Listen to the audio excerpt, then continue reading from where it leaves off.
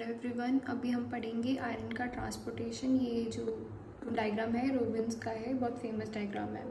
ठीक है, तो अब बेसिकली क्या है, हमारे फूड के अंदर क्या होता है, आयरन जो होता है ना वो हमारा Fe+3 फॉर्म के अंदर आता है। ठीक है, तो हमारा Fe+2 वाला जो होता है ना वो एब्जॉर्बेबल होता है, वो हमारा हम इंटेस्टाइन के अंदर ले सकते हैं एंड आगे पास भी कर सकते हैं। जबकि Fe+3 को we have to convert into Fe+2। अगर हमारा जो नॉन हीम आयरन है वो Fe+2 से डायरेक्टली जा सकता है। ठीक है, एंड हमारा ये जो ये वाला नॉन हीम आयरन है उसको हमें कन्वर्ट करना पड़ेगा। वो महान काम कौन करेगा, हमारा साइटोक्रोम बी।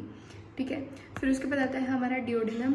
फिर उसके बाद जो हमारा Fe+2 में कन्वर्ट होने के बाद साइटोक्रोम के through DMT1 divalent metallo transporter 1। ठीक है, तो इसको अंदर लेकर जाता है। अंदर जाने के बाद इसको अब हमें सर्कुलेशन के अंदर भी लेकर आना है, क्योंकि एब्जॉर्ब हो रहा है ना ये।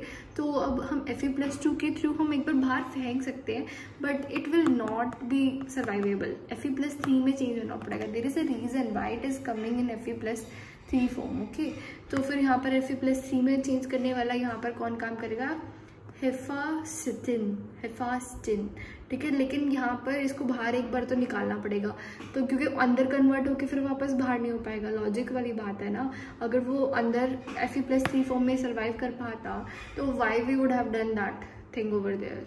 ठीक है, तो Fe+2 जो है वो कन्वर्ट होता है बाहर जाके Fe+3 में, ये काम करता है हमारा हेफास्टिन।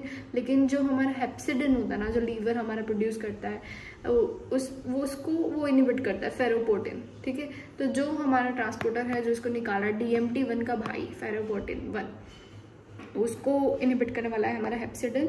एंड उसके बाद ये जाएगा हमारा Fe+3 बाकी सारा काम करने के लिए।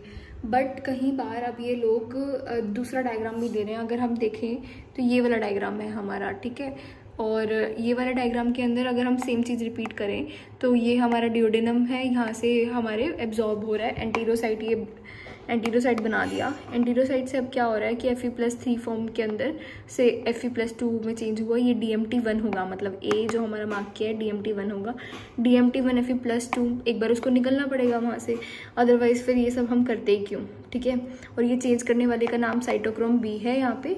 एंड फिर उसके बाद हमारा जो ए पॉइंट मार्क किया हुआ है वो निकलेगा हमारा DMT1। अब उसके बाद बी वाला जो होगा जो उसको निकालेगा वो बोलेंगे हम फेरोपोटिन जो होगा उसके बाद फिर वो वापस से कन्वर्ट होगा Fe+3 में, ताकि वो ब्लड के अंदर सर्कुलेट करे। ये महान काम कौन कर रहे हैं, हमारे हेफास्टिन। बट हेप्सिडिन किसको इनहिबिट करेगा, हमारे बी पॉइंट को। Right, thank you.